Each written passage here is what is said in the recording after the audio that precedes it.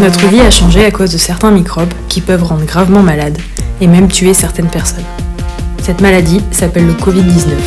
Elle s'est répandue sur la Terre entière début 2020. Pour éviter de tomber malade ou de rendre malades les personnes que l'on croise, il y a plusieurs choses à faire. Mais pour bien comprendre à quoi servent ces gestes, il est utile de savoir ce qui nous rend malade. Tu as sûrement entendu parler de microbes qui se transmettent dans les gouttelettes de salive et sur les objets que les gens touchent.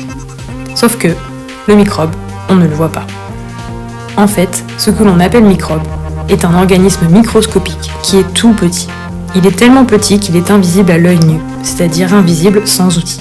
Tu connais sûrement les centimètres, unité de mesure sur la règle d'école. Il y a aussi les millimètres, cette unité 10 fois plus petite qu'un centimètre, elle aussi dessinée sur la règle.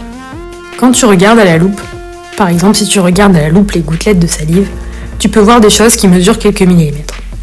Mais le microbe qui donne le Covid-19 est encore plus petit que cela.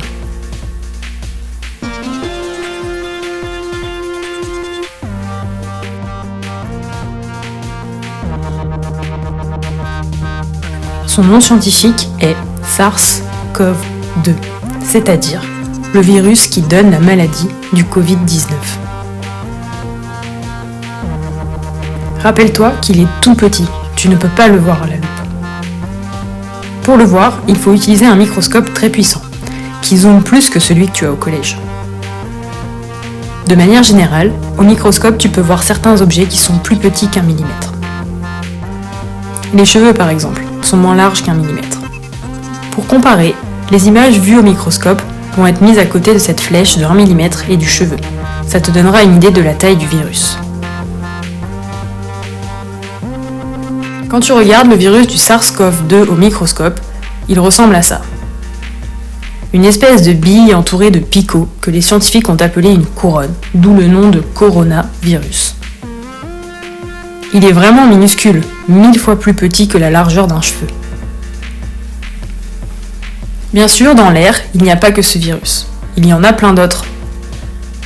Par exemple, il y a le virus qui donne le rhume, appelé rhinovirus. Il est encore plus petit que le SARS-CoV-2. Un virus plus rare qu'il peut y avoir dans l'air est celui d'Ebola. C'est un grand virus en forme de fil. Il y a d'autres organismes vivants plus gros dans l'air, comme Escherichia coli, qui est une grosse bactérie de l'intestin. Ou les staphylocoques dorés, des bactéries qu'on peut trouver dans les boutons d'acné. Il y a aussi des organismes encore plus gros, comme Saccharomyces cerevisiae. La levure, plus grosse, tu peux la voir au microscope du collège celle-là. Et aussi Stachybotrys, une moisissure de la paille. Bon, par rapport à la flèche de 1 mm, ça reste tout petit. Ces êtres vivants minuscules, on les appelle des organismes microscopiques ou micro-organismes. On peut faire 3 groupes de micro-organismes. Le premier, c'est celui des champignons. C'est souvent les plus gros. Ensuite viennent les bactéries.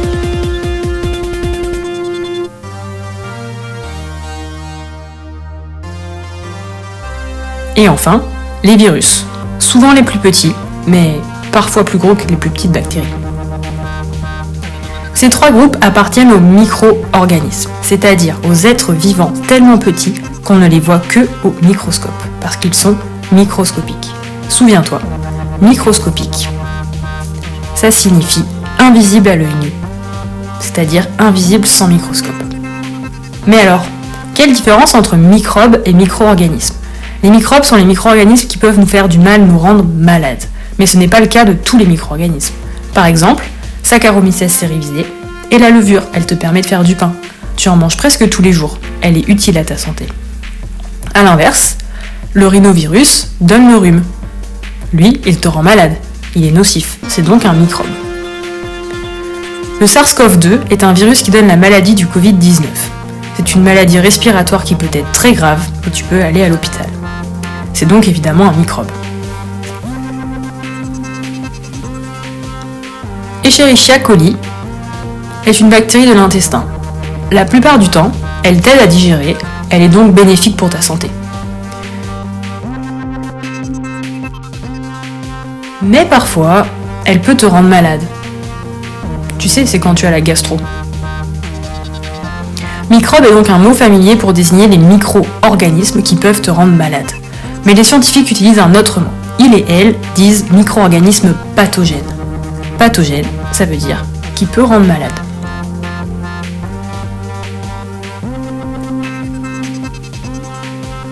Revenons aux gouttelettes qui transportent les SARS-CoV-2. Ici, on est bien d'accord que ce que tu vois est un dessin du virus. Ce n'est pas vraiment le virus que tu vois au microscope.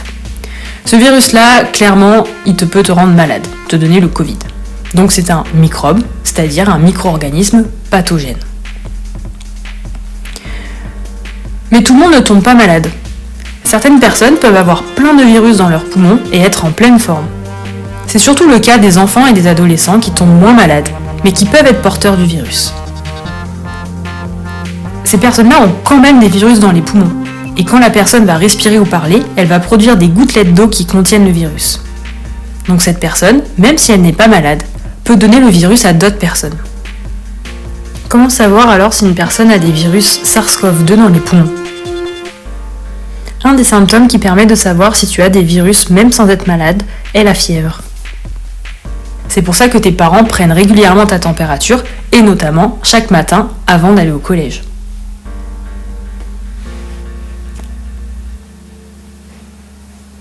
Pour éviter que les virus de SARS-CoV-2 présents dans les gouttelettes d'une personne qui parle atteignent une autre personne, on peut porter un masque.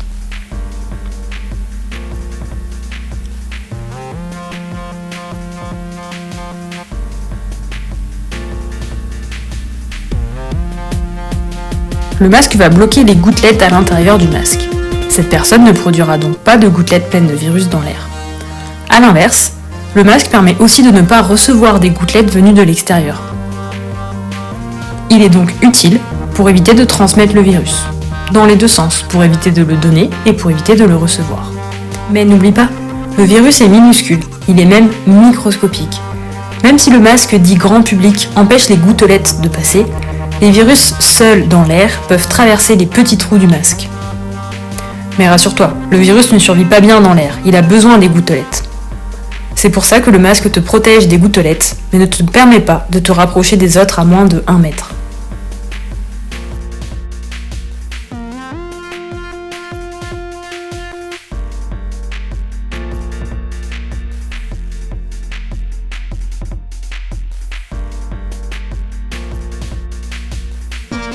Donc, même si tu portes un masque au collège, d'ailleurs tu es obligé de le garder, tu dois faire attention à être à au moins 1 mètre de tes camarades.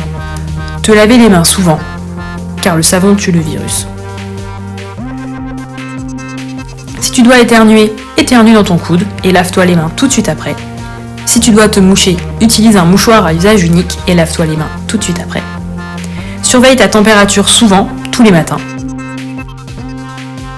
Et si jamais tu en as, reste chez toi. Toutes ces règles font que la vie du collège a changé. Les salles de classe et la cantine sont organisées pour laisser un espace de au moins 1 mètre entre chaque personne. Donc il y a moins d'élèves dans les salles, moins d'élèves au réfectoire.